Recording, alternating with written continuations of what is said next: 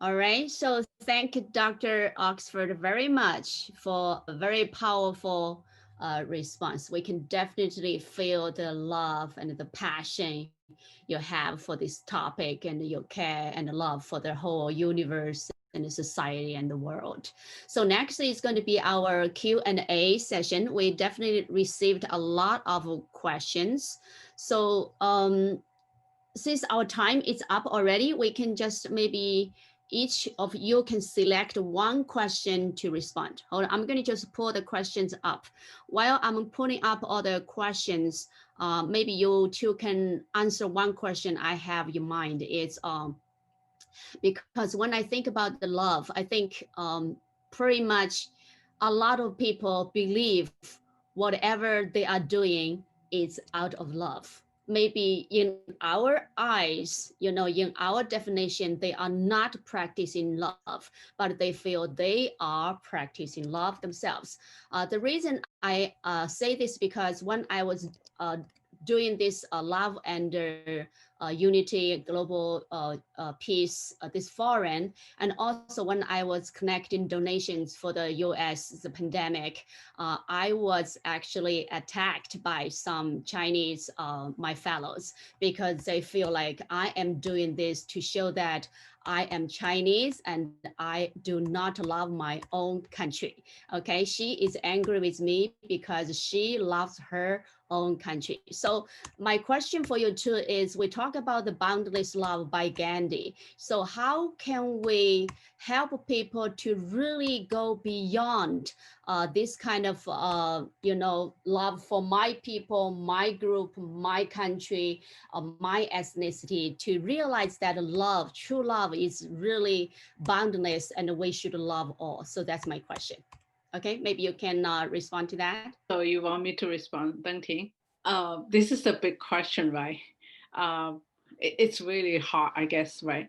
Boundless love to all people, right? Regardless of uh, nation, gender, class, right, and other factors. Um, Right. for me, it's coming back to the inner work that religious teachers, right, spiritual teachers have practiced. That this boundless love is like a kind of a living state, like you're connected to the source, to this energy of love that's propelling all the lives, all the phenomenon in the universe.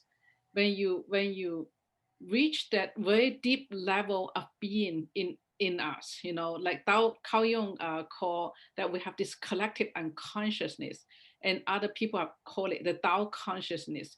When you reach this experience that we are all one, we are all connected by this powerful love energy, then you start to not see people as different titles or names and so on, or animals in different names and so on, species, but rather you see just everybody as a expression of love, and this energy, and this we are all playing this symphony of the universe, like celebrating love, celebrating joy, and creation and so on.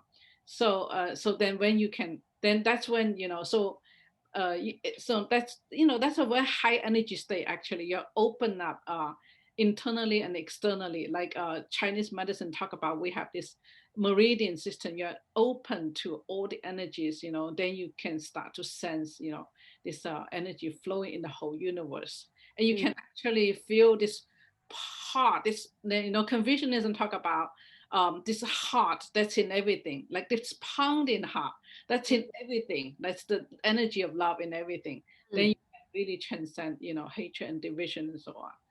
mm, Not easy state to attain. It's not easy state um, to maintain, right? But it mm, has been achieved by, teachers from around the world, sages from around the world. What we can do daily actually is to start from the very beginning, small things. My colleague and several people ask about inner work and outer work. Inner work is like, for example, to think positively of somebody, not cursing or criticizing someone, but rather to think, positively. Outer work is to, let's say, demonstrate injustice, protest against policies that pollute the river and the mountains and so on, right? So you can demonstrate that love and experience that love in your daily life and in your social active work, in your scholarship and so on. All right. So thank you, Dr. Janine. Dr. Oxford, are you still Yes. there? We have 8 questions here. I think Yeah. people are basically asking about like what can we do to help the situation today. So like there are 8 questions here. Maybe each of you can pick one question to respond. So like the first question, like the UN, is there any kind of a UN body like can basically bring other religion together rather than religion become a reason to divide people, so and also the second question is like religion all emphasize doing good deeds and be kind, so like so what kind of good deeds are most needed today to help change the world? And the third question is like what role do religion play under the current situation? And so it's Tao as a god named by other religion. Interesting question. Okay, so in the pandemic, is pandemic a warning for human being? That is very interesting question. And also the law of the jungle. I guess maybe the Tao is contradictory to good and love promoted by religion. So anyway, there are a lot of questions here. And also the economic development is producing greed and selfishness.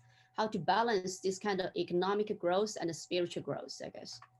Okay, how should we incorporate the consciousness of Tao into the education reform?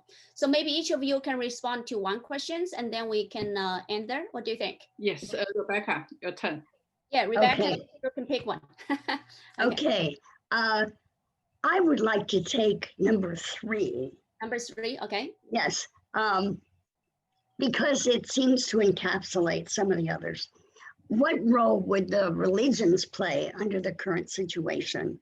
Mm-hmm. I would like to tell a small anecdote here about this very thing. There's a situation of great racism in the United States, and a friend of mine who is very educated, she's got a master's degree, she's worked in education and in business, a new friend, and I didn't know her that well, she sent to me what she said was her belief, something that captured her belief about what is going on around the world. What she wants to have happen. She said racism as we talk about it does not really exist. She just said that people of certain races do not have the mental, the emotional, physical qualities to be good people. She said that's not racism, that's just a fact. And it went on and on about certain races being almost non-human. And I was very shocked. And she said, this is exactly what I think. I want you to know who I am because, we want to stay as friends. I had to call upon every religion that I could think of, Christianity, Buddhism, Taoism, anything that I could come up with to not just forgive her, but to love her, to continue to love her. The role of religion in the racist situation is to keep on loving and staying in relationship with people that we don't understand and whose views we dislike wholeheartedly. Keep on loving. And I'm trying to do that with the help of religion and philosophy. And of course, that's the same thing with people who are tearing up the earth and helping create climate change. We can't hate them.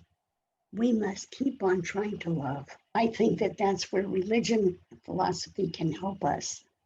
Mm-hmm. And because of the love, we don't have to hate these people, and we can try to do something to work with them and convince them that there is another way.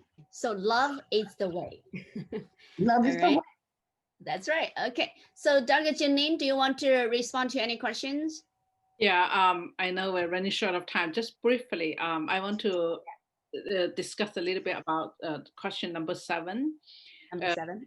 economic development and the spiritual development, right? I think currently our world has a big problem in measuring so-called the word development. You know, that world governments use GDP growth as an indicator of economic development.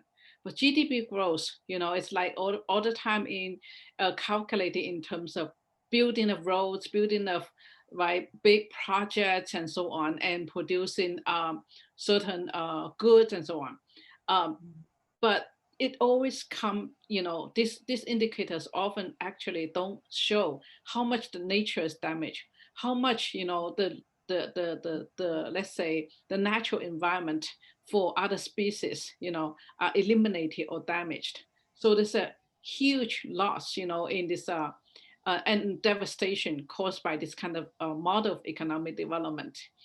And also on the other hand, you know, that world religions, right, and spiritual teachers have taught a lot about what is real, right? So you cannot say that material assets are not real, you know, that we need to rely on certain food and environment, right, to survive and so on.